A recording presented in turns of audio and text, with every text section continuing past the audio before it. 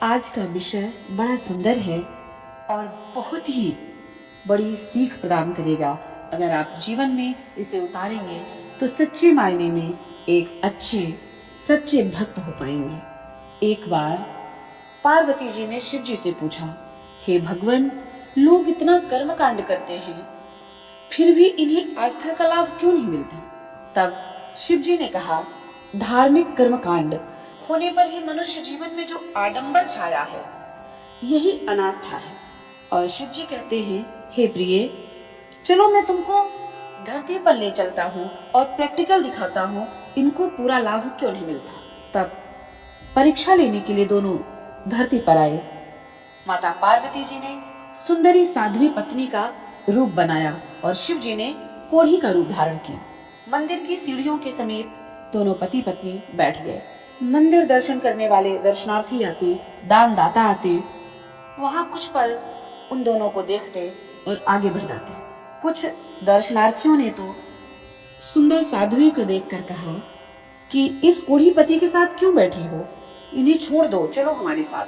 फिर क्या था, पार्वती जी को यह बात सहन न हुई। वे भोलेनाथ से कहती हैं, हे प्रभु, लौट चलिए, अब कैलाश पर चलते हैं।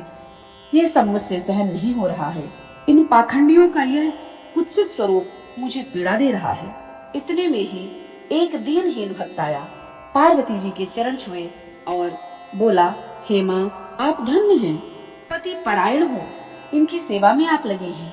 आइए मैं इनके घावों को धो देता हूँ और मेरे पास कुछ रखा है, सत्तू आदि, वह हम सब साथ में खाते हैं।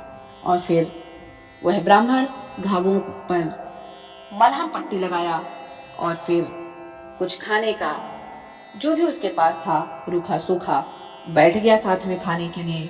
और खाने के बाद दोनों पति पत्नी को प्रणाम किया और आगे चल दिया। वैसे ही शिव जी ने कहा, हे भार्ये, यही एकमात्र भक्त है जिसने मंदिर में प्रवेश से पूर्व निष्कपट भाव से सेवा धर्म को प्रधानता दी। ऐसे लोग गिने चुने हैं। शेष तो सब आत्म प्रवंचना करते हैं, आडंबर करते हैं, इसीलिए अवगति को प्राप्त होते हैं। और फिर शिव पार्वती ने अपने वास्तविक स्वरूप में उस भक्त को दर्शन दिए और परम गति का अनुदान देकर अपने धाम को वापस लौटाए। कथा का सार यही है कि हम कम से कम कर्मकांड करें, कम से कम पूजा करें, लेकिन आडंबर बिल्कुल ना करें। जहाँ आडंबर होता है वहाँ सिर्फ आडंबर ही रह जाता है और आडंबर से ही अवगति होती है, हमारी दुर्गति होती है। अगर जीवन में परम गति को प्राप्त करना है तो परहित सरिस धर्म नहीं भाई, पर पीड़ा सम नहीं अधमाई। दूसरे की पीड़ा को समझकर उसको दवा देने का प्रयास करें, उसको और पीड़ित करने का प्रयास ना करें। कथा का सार यही है, इसे अपने जीवन में अपनाने का प्रयास करें।